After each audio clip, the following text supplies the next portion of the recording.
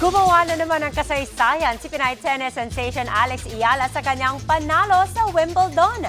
Siya ang kauna-unahang Pinay na nakaabot sa ikatlong round ng Grand Slam tournament. Nasa frontline ng balitang yan si Ian Suyu. New ground for Alexandra Ayala from the Philippines.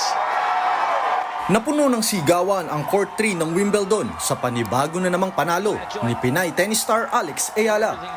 Pinataob niya ang Australian na si Maya Joint sa second round ng Grand Slam tournament. Si Ayala ang kauna-unahang Pilipinang nakapasok sa ikatlong round ng Grand Slam tournament. Git-gita ng unang set pero nakuha pa yan ni Maya. Kaya naging mas agresibo na si Alex sa ikalawang set. Lumamang siya 3-2 bago nakuha ang tatlong sumunod na games para maipuwersa ang deciding set. Pagdating ng third set, hindi na pinay-score pa ni Alex si Maya. Final score, 3-6, 6-2 at 6-love.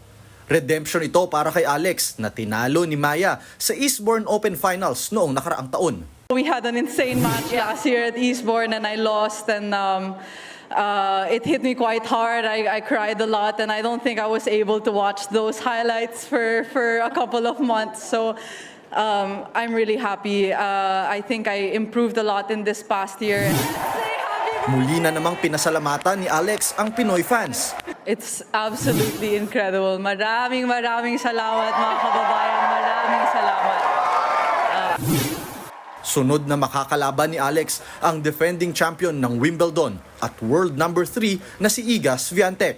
I think it's gonna be tough for me. And I'm going to try to make it tough for her as well. And, you know, it's a different surface than we've played at before. So I think there should be definitely some different aspects to the last time. So I'm expecting a great challenge, but, you know, I think I'm ready for it. I'm ready to face it head on. Nag-congratulate naman kay Alex ang tennis legend at naging doubles partner niya sa Bad Homburg Open na si Venus Williams. Nagpaabot din ng pagbati si Senator Ping Lacson. Proud daw ang bawat Pilipino sa katatagan ni Alex. Binati rin ni Senate President Win Gatchalian si Alex sa makasaysayang panalo. Nagbabalita mula sa Frontline, Ian Suyu, News 5. Mga kapatid, Cheryl Hosing po. Maging maalam at may pakialam sa mga napapanahong issue at headlines. Mag-follow at mag-subscribe na sa social media pages ng News 5.